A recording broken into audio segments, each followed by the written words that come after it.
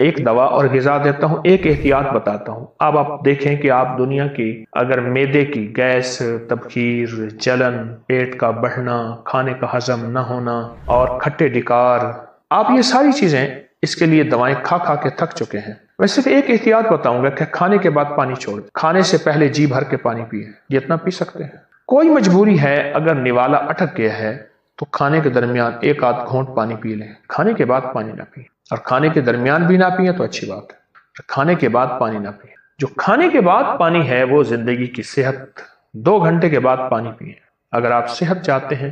اور تندرستی چاہتے ہیں تو 2 گھنٹے کے بعد پانی پئیں۔ ایسی صحت مند زندگی، ایسی تندرست زندگی آپ گمان نہیں کر سکتے، بہت زیادہ ایسی صحت مند زندگی، ایسی تندرست زندگی آپ گمان نہیں کر سکتے۔ ایک چیز، کھانے کے بعد پانی چھوڑ دیں، پانی چھوڑ دیں۔ پوری دنیا میں کتنی قومیں ایسی ہیں جو کبھی ٹھنڈا پانی نہیں پیتی، ملکوں کے ملک ہیں جو ٹھنڈا پانی نہیں پیتے، تازہ نیم گرم۔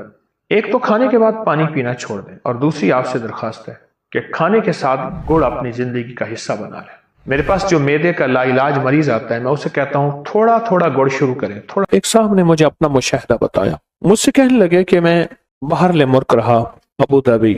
بہت عرصہ رہا، کہا کہ میں زندگی میں ساری عمر وہاں رہا، مال بھیجتا رہا، پیسے بھیجتا رہا، سال کے بعد آتا تھا۔ آخر کار میں نے کہا اب وہاں جا کے وقت گزاروں اپنے مقام پہ، میں پھر اپنے وطن میں آ گیا۔ کچھ ہی عرصے کے بعد مجھے پتا چلا کہ میرے پاس تو کچھ بھی نہیں ہے، جو کچھ تھا وہ سب لوگ کھا گئے، اور اگر جائیداد بنائی تو انہوں نے اپنے نام بنائی، میرے پاس کچھ بھی نہیں۔ مجھے جب یہ غم لگا تو شوگر ہو گئی اچانک، اور پھر بلڈ پریشر ہو گیا، نیند چلی گئی، ذہنی سکون ختم ہو گیا، ذہنی طور پہ پریشانیاں، حالات ختم، اور ناکامیاں اور مسائل میرے پاس آ گئے، اور کہا اسی الجھن میں، بیماریوں میں مبتلا ہو گئے، دکھوں میں، پھر گھریلو جھگڑے شروع ہو گئے، گھریلو الجھنیں شروع ہو گئیں، گھریلو حالات میں تلخیاں، سختیاں شروع ہو گئیں۔ میں اسی گردش میں، اسی پریشانی میں، کہا کہ اسی طرح میرے کوئی 2.5-3 سال گزر گئے۔ ایک دفعہ میں نائی کے پاس بیٹھا تھا اپنی حجامت کرانے کے لیے، بال کٹوانے کے لیے، میں بیٹھا ہوا پریشان بیٹھا تھا، تو ایک صاحب میرے پاس آئے، پرانے جاننے والے، اس وقت جب میں ملک میں تھا، جوان تھا، وہ بھی جوان تھا۔ مجھے دیکھا تو ملا، بڑا خوش ہوا، کہاں آئے، اتنا عرصہ کے بعد ملاقات ہوئی، اور اتنے عرصے کے بعد آپ کو دیکھا، کیا حال ہو گیا ہے، اتنی جلدی بوڑھے ہو گئے ہو، دیکھ میں تیرا ہم عمر ہوں، میں تو جوان ہوں، اتنے بوڑھے تو نہیں ہیں، اس طرح کے حالات۔ تو کہا میں نے اسے سارے حالات سنا کہ میرے حالات یہ ہو گئے اور میری پریشانی۔ سنتے سنتے کہنے لگا ادھر آ، میرا بازو پکڑ لیا، میرے قریب آ کے قریب بیٹھ گیا، کہا تجھے ایک وظیفہ دیتا ہوں، اگر مسائل کا حل چاہتا ہے، مشکلات کا حل چاہتا ہے، اور چاہتا ہے وہ چیز جو تو نے ساری عمر چاہی تھی تجھے مل جائے۔ اب ذرا اس لفظ پہ غور کیجئے گا، بڑا بھاری اور وزنی لفظ ہے، وہ چیز جو تو نے چاہی تھی ساری عمر اور تجھے مل جائے، تو ایک کام کر، صرف فجر کی نماز کے بعد صرف 121 بار یا لطیف یا ودود پڑھ بس۔ اور کہا خوب گڑ گڑا کے بھیکاری بن کے پڑھ فجر کی نماز کے بعد، اور کہا کہ عصر کی نماز کے بعد صرف 21 بار پڑھ، فجر کے بعد 121 بار اور عصر کے بعد صرف 21 بار پڑھ، اور کہا اس کو چھوڑنا نہیں، مہینوں نہیں چھوڑنا، سالوں نہیں چھوڑ۔ کہا اس نے حجامت بنوا لی تھی اور وہ چلا گیا۔ میں بال کٹوا رہا تھا تو میری زبان پہ خود بخود یا لطیف و یا ودود جاری ہو گئی، خود بخود جاری ہو گئی، اور کہا کہ پھر میں نے اس کو پڑھنا شروع کر دیا۔ کہا مجھے نیند تو میری ختم ہو چکی تھی، نیند تو ویسے ہی نہیں آتی تھی، میں نے پڑھنا شروع کر دی۔ کہا چند ہی ماہ پڑھے تھے، سب سے زیادہ جس بندے نے اپنے نام جائیداد کروائی تھی وہ میرا سگا بھائی تھا۔ بھائی کے نام پیسہ بھیجتا گیا اور وہ جائیداد لیتا گیا، جب میں آتا تھا وہ کہتا تھا یہ تیرا ہے، یہ تیرا ہے، یہ تیرا ہے، اور میں خوش ہوتا تھا۔ کہا میرے پاس آیا، فجر کے وقت میں تسبیح کر رہا تھا، کہا کہ اپنا جو ہے نا وہ پگڑی ہوتی ہے، دیہاتی باندھتے ہیں، وہ صافہ پگڑی اٹھا کے میرے پاؤں پہ رکھ دیا، اللہ کے واسطے معاف کر دے، جو مجھے پتا ہے تو لوگوں کے پاس آتا جاتا ہے، تو نے کہیں سے میرے اوپر تعویذ کرائے ہیں، میرے وہ تعویذ نکال دے، تو جو کہے گا میں کر دوں، تو جیسے کہے گا میں کر دوں، میرے وہ تعویذ نکال۔ میرے تن بدن میں آگ ہے، میری زندگی میں پریشانی ہے، میرے گھر میں بیماری ہیں، میرے گھر میں دکھ ہیں اور تکلیفیں ہیں، مشکلات اور مسائل ہیں، میری زندگی سختیوں، پتہ نہیں کیا کیا مصیبتیں اس بیچارے نے بتایا۔ کہا میں حیران ہوا، میں خاموش ہو گیا اور کہا کہ خود بخود گیا اور میری آدھی سے زیادہ جائیداد اسی کے پاس تھی اور میرے نام کرا دی ہر چیز۔ کہا کہ بس میں نے اب تک اس کا کرایہ کھایا ہے، اس کی آمدنی کھائی ہے، بہت کھائی ہے، بہت کھائی ہے، پچھلی معاف کر، تیرے نام کرانے میں جو پیسہ لگے گا وہ بھی میں دوں گا، بس تو قبول کر اپنی نعمت، اپنی چیز، میرے لیے وہ تعویذ نکال۔ اور کہا کہ میں نے وہ مجھے دے دی اس نے، میں تسبیح پڑھتا رہا اور تسبیح پڑھتا پڑھتا ایک دفعہ پھر آ گیا کہ میرے ساتھ بیٹھا اور کہنے لگا مجھے سکون مل گیا ہے، تیری مہربانی ہے، تو نے تعویذ نکال دیے ہیں، اب میری زندگی میں راحت ہے اور میری زندگی میں چین ہے۔ اور کہا مجھے اس تسبیح کا ایسا یقین ہوا، ایسا یقین ہوا کہ بس پھر میں نے کہا اب تو میں نے چھوڑنی نہیں۔ کہا پھر سے میں صرف چند سالوں میں تونگر ہو گیا اور چند سالوں میں خوشحال ہو گیا اور چند سالوں کے اندر میری زندگی لاجواب ہو گئی۔ مجھے ایک صاحب کہنے لگے کوئی ایسا عمل بتائیں، کوئی ایسا عمل بتائیں کہ میں چاہتا ہوں میری 7 نسلوں میں رزق ختم نہ ہو، جو مہنگائی اور حالات اور پریشانیاں میں دیکھ رہا ہوں، کوئی ہے عمل؟ میں کہا بالکل ہے، اور میں نے اس سے کہا کہ یہ میرے پردادا کے پردادا کا عمل ہے، ان کا یہ عمل ہے، میرے پردادا کے پردادا کا عمل، جو ہماری خاندانی یادداشتوں میں یہ لکھا ہوا ہے، اور فرمایا اگر یہ کوئی بندہ کر لے اللہ نسلوں کا رزق اللہ سے منوا لے۔ اور میں نے اس سے کہا خیال کرنا رزق کے روحانی ساتھ منوانا، رزق کے روحانی ساتھ منوانا، ورنہ دولت مال چیزیں مل جائے گی جس کے بارے میں کہا جاتا ہے کہ بعض بندے ایسے ہوتے ہیں اللہ پاک ان سے لقمے نہیں چھینتا، سجدے چھین لیتا ہے، اللہ ان سے لقمے نہیں چھینتا۔ کیوں؟ رزق جسمانی دوسرے لفظوں میں مل رہا ہے اور رزق روحانی اللہ چھین لیتا ہے۔ یہ جو آج آپ بیٹھے ہیں تسبیح خانے میں اور میں بیٹھا ہوں، یہ ہم روحانی دسترخوان پہ بیٹھے ہیں، یہ بہت بڑا دسترخوان لگا ہوا ہے، دسترخوان ہے، سنا ہے در یار پہ بڑی دھوم ہے، سنا ہے در یار پہ بڑی دھوم ہے، وہاں عاشقوں کا ہجوم ہے۔ یہ روحانی دسترخوان ہے، میں بھی خود محتاج ہوں، یہ روحانی دسترخوان ہے۔ تو میں نے اس سے عرض کیا کہ ایک دسترخوان نہیں مانگنا، دونوں مانگنا، رزق روحانی بھی، رزق جسمانی تو اس کو بھی ملتا ہے جس کو کلمہ نصیب نہیں ہوا، رزق جسمانی تو اس کو ہی ملتا ہے جس کو کملی والی کی غلامی نصیب نہیں ہوئی، رزق جسمانی تو اس کو ہی ملتا ہے جس کے ماتھے پہ شقاوت لکھی ہے، رزق جسمانی تو اس کو ملتا ہے جو اللہ کا نافرمان ہے، رزق جسمانی تو اس کو ملتا ہے جو اللہ کے وجود کا انکار کرتا ہے، رزق جسمانی تو اس کو ہی ملتا ہے جو آخرت اور قبر کا انکار کرتا ہے، رزق جسمانی تو اس کو ملتا ہے جو جنات اور برزخ کا انکار کرتا ہے، رزق جسمانی تو اس کو ملتا ہے جو خود کملی والے کی نبوت کا انکار کرتا ہے، وہ تو بے بہا لوگ ہیں، ان کو ملتا ہے، پر تجھے بھی صرف رزق جسمانی ملا اور اللہ سے یہ منوا لیا، نہ یہ نہ منوانا، اللہ سے کہنا ہے اللہ رزق روحانی بھی دے اور رزق جسمانی بھی دے، 2 رزق کٹھے عطا فرما۔ کون سا رزق اور رزق جسمانی بھی دے، کہیں ایسا نہ ہو کہ میری نسلوں میں صرف مال دولت اور چیزیں ہوں اور تیرا نام اور تیرے حبیب کا نام نہ ہو، تیرا نام اور تیرے کملی والے کا نام نہ ہو، تیرا نام اور تیرے دوستوں کا نام نہ ہو، تیرا نام اور تیری آل و اصحاب کا نام نہ ہو، کہیں ایسا نہ ہو میں محروم ہو جاؤں، مجھے آل اور محمد اور آل محمد اور اصحاب محمد کی نسبتیں یہ بھی ساتھ عطا کیے رکھ۔ میں نے اس سے کہا کہ 2 چیزیں مانگنا۔ اچھا قدرت کا نظام ہے، تو دیوانے بھی ہوتے ہیں، یقین والے ہوتے ہیں، آپ جیسے آپ مخلص بیٹھے ہیں اور پوری دنیا میں ہمارے ساتھ اس وقت مخلص بیٹھے ہیں جو ہماری آج کی محفل میں شریک ہیں، ہوتے ہیں دیوانے۔ مجھ سے کہنے لگا ایک وقت ایک جگہ ہو بہت بہتر، میں نے اس سے کہا، میں نے کہا پھر بھی اگر ایک وقت ایک جگہ میسر نہ بھی ہو تو اگر عمل کسی وقت چوک جائے، عمل کی جگہ چوک جائے، عمل کا وقت چوک جائے، مجبوری میں نہ ہو تو بہتر ہے، پر توجہ نہ چوکے،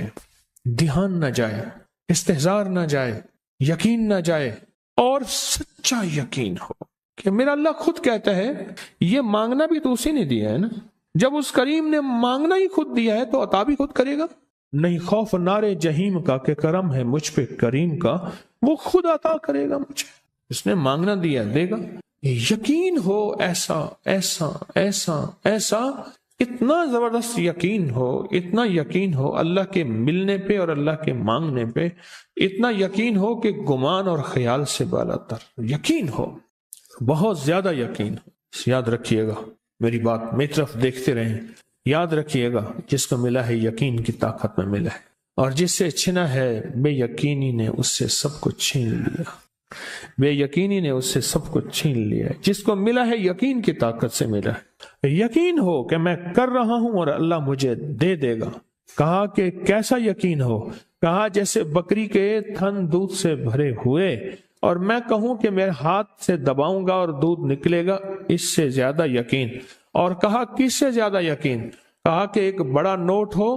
اور بڑا نوٹ کے اندر جو ہے ایک آنے کی چیز آنی ہے، تو میں کہوں گا اس سے تو اس کی نوٹ کے اندر تو ہزاروں آنے ہیں، اور میں ایک آنے کی چیز، ایک ٹکے کی چیز لوں گا اور میرا کام بن جائے گا۔ اس سے زیادہ یقین ہو، اور اس سے کہیں زیادہ یقین ہو کہ سخت پیاس ہے اور میں پانی کو دیکھوں، اور پانی کو دیکھتے ہی مجھے یقین ہو کہ اس سخت پیاس میں میرا پیاس بجھ جائے گی، پیٹ بھر جائے گا۔ اس سے کہیں زیادہ یقین ہو۔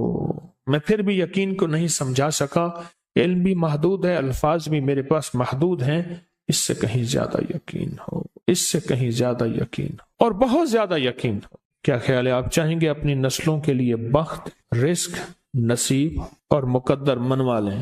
میں نے کہا روزانہ 40 منٹ بیٹھ، 40 منٹ صبح دوپہر شام، جو تیری تنہائی کا وقت ہو، کہ یا اللہ دنیا میں ایسی جگہ کوئی کہیں ہوتی، اکیلے بیٹھے رہتے یاد تیری دل نشی ہوتی، اکیلے بیٹھے رہتے یاد تیری دل نشی ہوتی، اور بس صرف ایک بار سورۃ فاتحہ پڑھ، اور اس کے بعد ایاک نعبد و ایاک نستعین کو دوہرا۔ تو میں نے اسے عرض کیا کہ بس اس کو وجدان سے پڑھو، ایسے پڑھ کے رونگٹے کھڑے ہو جائیں، آنسو بہنے لگ جائیں، دل کے اندر کا درد اور دل کا اندر کا غم اور اللہ کے سامنے حاضری، استحضار، اور یہ کیفیتیں تیری ہوں کہ بس اس کے علاوہ کوئی مجھے یاد نہ رہے۔ اس درد سے پڑھو، صرف 40 منٹ۔ 40 کی عدد کے ساتھ کائنات کے رازوں کا بڑا تعلق ہے۔ 40 کا جو عدد ہوتا ہے، بس 40 کے عدد کے ساتھ پڑھ، اور بہت توجہ سے پڑھ، اور بہت دھیان سے پڑھ، بہت توجہ سے روز پڑھ۔ مجھ سے کہنے لگا کتنے دن پڑھوں؟ تو میں نے اس سے کہا مجھ سے یہ دن نہ پوچھ، تیرا دل خود بولے گا کہ فیصلے ہو گئے ہیں، بس ختم، دل خود بولے گا۔ یہ بتائیں کہ پیٹ بھرتے ہوئے کوئی گھنٹی بجتی ہے، یہ دل خود بولتا ہے کہ پیٹ بھر گیا۔ پیاس میں بھی کوئی کہتا تو نہیں ہے کہ آپ کی پیاس بجھ گئی ہے، وہ دل خود بولتا ہے کہ بس اب پانی کی ضرورت نہیں ہے۔ نیند سے دل بھر جائے تو بس دل بس اب سو لیا، وہ اٹھیں۔ اسی طرح دل خود بولے۔ اور ایک دھماکہ ہوا، ساری کائنات ہل گئی، اور ایک دروازہ کھولا، اور رب نے اس دروازے میں سے ایک چیز نازل کی جو نہ کبھی تورات میں آئی، نہ انجیل میں آئی، نہ زبور میں آئی، نہ صحیفوں میں آئی، نہ کسی نبی پہ آئی، نہ کسی رسول پہ آئی، نہ کسی پیغمبر پہ آئی، اور وہ ایک چیز صرف میرے کملی والے کو ملی ہے، اور وہ صرف ایک چیز ملی ہے، صرف وہ جو میرے کملی والے کو ملی ہے، میرے حضور کو ملی ہے۔ وہ کسی کتاب میں، کسی صحیفے میں اس سے پہلے کبھی نہیں آئی تھی، اور اس کے بعد کبھی نہیں آئے گی، اور وہ چیز ہے بسم اللہ الرحمن الرحیم۔ اور اس کو بھی یاد رکھیے گا، اور میں جو سارے قرآن میں ہے وہ ساری سورۃ فاتحہ میں ہے، جو ساری سورۃ فاتحہ میں ہے وہ ساری بسم اللہ میں ہے، اور جو ساری بسم اللہ میں ہے وہ بسم اللہ کی بے میں ہے، با میں، بے میں۔ اور ایک بات اور کہ اللہ الرحمن الرحیم، جو بندہ بسم اللہ پڑھتا ہے یا بسم اللہ کو لکھ کے اپنے پاس رکھتا ہے، اس میں میرے رب کے 3 نام ہیں، ایک ہے اللہ اور ایک ہے رحمان اور ایک ہے رحیم۔ میرا اللہ تو دنیا آخرت کی ساری کفایت کرنے والا، ولایت، کفایت، راحت، رحمت، عزت، عظمت، برکت، وقار، شان و شوکت، وہ تو اللہ اللہ اللہ اللہ اللہ۔ اب اللہ نے 2 جہان بنائے ہیں، ایک عالم شہود ہے، یہ جہان ہے، ایک عالم برزخ ہے، موت کے بعد کا جہان ہے۔ اس عالم شہود کے لیے میرے رب نے اپنا نام دیا ہے رحمان۔ کیا دیا؟ کیا دیا؟ رحمان۔ اور موت کے بعد میرا رب جس لب اپنے اسم اور نام کے ساتھ کفایت کرے گا، کفالت کرے گا، مدد کرے گا، وہ ہے رحیم، یا رحمان الدنیا یا رحیم الآخرہ۔ فرمایا اگر نام رحمان نہ ہوتا، غور سے سنیے گا، کملی والے کے دیوانے اور عاشق بیٹھے ہیں آپ، اگر فرمایا رب رحمان نہ ہوتا، نام رحمان نہ ہوتا، اللہ اپنے دشمن کو ایک لقمہ کیا، ایک قطرہ کیا، ایک پانی کیا، ایک سانس نہ دیتا۔ اپنے نام ماننے والوں کو اگر رحمان نہ ہوتا، اس نام رحمان کی وجہ سے رب کا دشمن بھی پل رہا ہے، رب کا دوست بھی پل رہا ہے، اپنے بھی پل رہے ہیں، پرائے بھی پل رہے ہیں، غیر بھی پل رہے ہیں، سب پل رہے ہیں۔ کہتا ہے فرشتوں دے دو رزق کے دروازے، اچھا کوئی بات نہیں اور دے دو، میں انتظار میں ہوں اس کی توبہ، اس کے رجوع کا، کبھی تو مجھے سن لے گا، کبھی تو مجھے مان لے گا، کبھی تو میرے نیکوں اور اولیاء اور صلحاء کی محفل میں چلا جا کے توبہ کے دروازے کھلے ہیں، توبہ کر لے گا، دو آنسو بہا لے گا۔ یہ صفت رحمان ہے، یہ صفت رحمان ہے۔ حضرت سلطان باہو رحمت اللہ علیہ دلی سے مرشد نے بھیجا، تربیت کر کر کے، کبھی سختیاں، کبھی نرمیاں، کبھی سمجھانا، کبھی پیار، کبھی محبت، یہ مرشد کی تربیت کا حصہ ہوتا ہے۔ اور وہ ہر مرشد چیک کرتا ہے، دیکھتا ہے کہ تربیت کے ہر مرحلے میں ثابت قدم ہے، بس فرمایا ٹھیک ہے اب جاؤ، اور راستے میں نا کسی سے بحث، مناظرہ، مجادلہ، مباحثہ، ڈسکس، الجھنا نہ کرنا۔ بھٹنڈا کے قریب آئے، بھٹنڈا شہر ہے انڈیا کا، بھٹنڈا، وہاں کے قریب آئے تو ایک جوگی بیٹھا تھا، اور اس جوگی کی نگاہ توجہ اس نے مجاہدے کر کر کے ایسی پائی، ایسے دیکھا نا سمجھ گیا کسی اللہ کے ولی کا بندہ ہے، اور اللہ کے ولی نے اس کو رنگ دیا ہے، اور اس نے اللہ کے ولی کی محفل میں ناگواریاں، سختیاں، نرمیاں سب کو برداشت کر کے کندن بن کے جا رہا، یہ تو ہزاروں کو تڑپا دے گا، لاکھوں کو تڑپا دے گا، لہذا اس سے یہ نسبت چھین۔ کیوں؟ جب دولت آتی ہے بندہ پھر اس وقت اس کا چین لٹتا ہے، جب تک دولت نہیں ہوتی فٹ پاتھ پہ بھی سو جائے تو لوگوں کو پتا ہے فٹ پاتھ پہ سویا ہوا ہے، کچھ ہے نہیں تو سویا ہوا، اگر کچھ ہوتا تو یہ کہاں سوتا؟ اس نے توجہ ڈالی، انہوں نے اپنے دل میں کیفیت محسوس کی، اور محسوس کیا کہ میرے دل کے اندر کا جو نور ہے نا اس میں تلاطم اور ہلچل مچی ہے، نور اور ہلچل مچی ہے۔ اس میں انہوں نے کیا کیا، اس میں ذات کا تصور کیا اور اپنے ارد گرد صفت رحمان کا حصار کیا۔ غور سے سمجھے، بچاؤ کا آج میں آپ کو ایک عمل بھی دے رہا ہوں، بڑا طاقتور عمل ہے، اور یہ حضرت سلطان باہو رحمت اللہ علیہ۔ اور سلطان باہو کیوں؟ سلسلہ ہمارا جو قادری ہے آج بھی اس کا ذکر ہوگا، اللہ ہو کا، یہ اللہ ہو کی اتنی ضربیں لگاتے تھے، اتنی ضربیں لگاتے تھے، مرشد نے فرمایا کہ تو اللہ کے نام ہو کا بادشاہ بن گیا ہے، سلطان باہو، سلطان کہتے ہیں بادشاہ کو، کنگ کو۔ مرشد نے فرمایا، جیسے میں نے ایک دفعہ میں لوگوں کو وظائف بتاتا تھا، لوگوں کو فائدہ ہوتا تھا، ایک دفعہ میرے مرشد نے ایسے دیکھ کے وجدان نے فرمایا، وہی تو شیخ الوظائف بن گیا، سلطان باہو، ہو سلسلہ قادری میں، ہمارا سلسلہ قادری ہے، ہو کے اوپر ضربیں لگائیں، آج بھی ہم ہو کہ ضربیں لگائیں گے۔ تو مرشد نے فرمایا کہ تو سلطان بادشاہ ہے ہو کا۔ انہوں نے کیا کیا، اس میں ذات کا تصور کیا اور صفت رحمان کو دائیں بائیں لپیٹ لیا۔ صفت رحمان، اللہ کے نام رحمان کا جو نور ہے اس کا دائیں بائیں اس کو اپنے حصار میں لے لیے، حصار میں لے کے نا انہوں نے کیا کیا، اس کو ایسے دیکھا اور کہا ہو۔ بس یہ اس وقت ہوتا ہے جب کسی فقیر کی محفل میں بیٹھ کے وجد اور وجدان کے ساتھ اس کا استحضار کیا جائے، اس کو بار بار پڑھا جائے، اور پھر جب اس کی قبولیت، مقبولیت، محبوبیت ملتی ہے، پھر لفظ ایک ہی ہوتا ہے، ایک ہی ہو ہوتا ہے۔